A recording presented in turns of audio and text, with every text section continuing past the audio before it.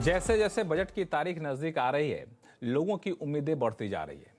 कोई बढ़ती महंगाई की दुहाई दे रहा है, तो कोई बढ़ते खर्च की दुहाई दे रहा है और चाहता है कि बजट में सरकार टैक्स पेयर्स को राहत दे ताकि वो अपने पॉकेट में ज़्यादा से ज़्यादा पैसा रख सकें।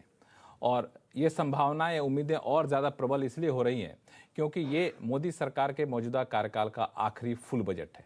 यानी सरकार जो भी अगर चाहती है कि मिडिल क्लास को कुछ राहत देना है या फिर उनको लुभाना है, तो ये एक आखिरी मौका कह सकते हैं। इसलिए टैक्स पेयर्स की खास उम्मीदें टिकी हुई हैं और ये उम्मीदों पर कितना सरकार खरा उतरेगी, बजट में कितना कुछ हो पाएगा, इस पर आज हम चर्चा करेंगे टैक्स गुरु के बजट स्पेशल के इस खास एपिसोड में। और हमारे साथ तीन खास मेहमान हैं।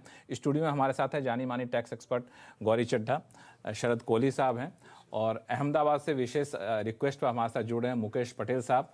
तो आप तीनों लोगों का बहुत बहुत स्वागत है हमारे इस खास शो में। और आप लोगों से चर्चा करें इससे पहले एक बार देख लेते हैं कि आम लोगों की राय क्या है, वो लोग क्या चाहते हैं बजट से।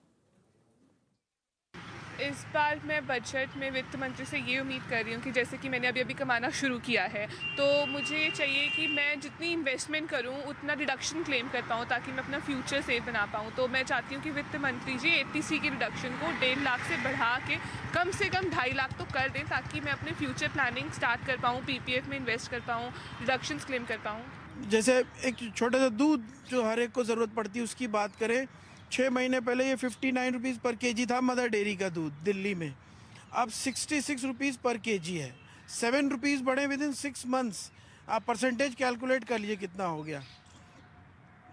तो मैं यही चाहता हूँ कि भाई हमको जो हमारी इनकम तो रिड्यूस हो गई ना, सैलरी तो मुझे उतनी ही मिल रही है जो मेरा पैकेज था, लेकिन 35% इन्फ्लेशन होने से मेरी 30% 25 to 35% इनकम कम हो गई।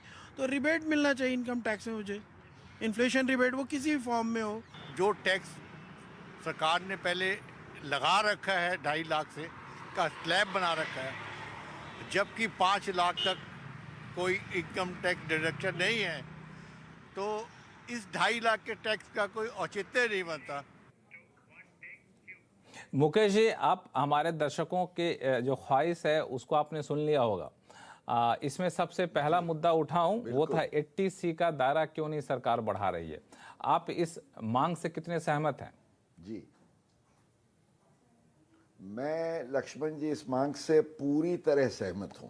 पूरी तरह सहमत। मैं ये मानता हूं कि ये जो आज 1.5 लाख की लिमिट है वो बहुत कम है, और इसको मैं हमेशा ये कहता हूं कि जैसे बम्बई की लोकल ट्रेन के डिब्बे में कितनी वो भीड़ भाड़ हो जाती है तो किसी को खड़े रहने की भी जगह नहीं है, तो ये 1.5 लाख के अंदर आपने इतनी सारी स्कीम्स को सब बिठा दिया है। तो टैक्स पेयर इतने सालों में हमारी एग्जम्पशन लिमिट्स बढ़ी, महंगाई बढ़ी, इन्फ्लेशन बढ़े, जैसे सब हमारे दर्शकों ने भी बताया, पर ये 1.5 लाख की लिमिट अब 1 लाख की 1.5 लाख 2014 में हुई, उसके बाद ऑलमोस्ट 10 ईयर्स हो गए, समझिए इसमें कोई बढ़ोतरी नहीं हुई है।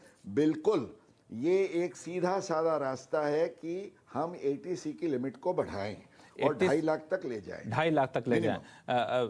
कोहली साहब,